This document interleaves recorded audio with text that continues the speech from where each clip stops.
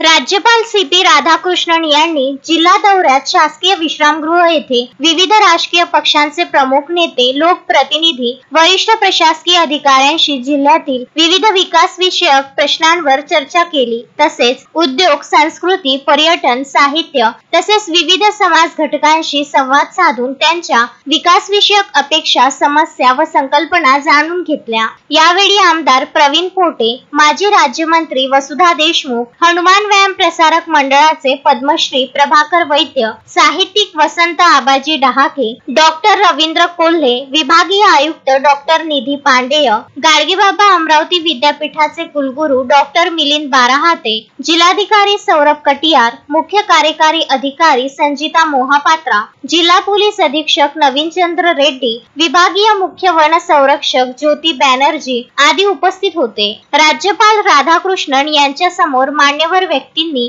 विदर्भातील शेतकरी आत्महत्या, सिंचन अनुशेष, विदर्भातील प्रशासकीय अधिकारी यांचा अनुशेष, क्रीडा विषयक पायाभूत सुविधा, उद्योगांसाठी पोषक वातावरण, नागरी सेवा परीक्षांसाठी दर्जेदार प्रशिक्षण यासारखे विषय मांडले। राज्यपाल राधाकृष्णन यांनी सर्व गटाचे म्हणणे ऐकून घेत सर्व मागण्या व विकास संकल्पनांबाबत लक्ष घालण्याबाबत आश्वस्त केले। जिल्हाधिकाऱ्यांनी जिल्ह्यातील विविध योजनांचे सादरीकरण केले। या बैठकीला प्रशासनातील वरिष्ठ अधिकारी उपस्थित होते। यावेळी बैठकीत जिल्ह्याचा ऐतिहासिक, सांस्कृतिक, भौगोलिक स्थिती व उद्योग व जिल्हा विकास आराखड्यानुसार विकासाच्या नियोजनाचे सादरीकरण केले। Vidarbha news bureau, Amravati.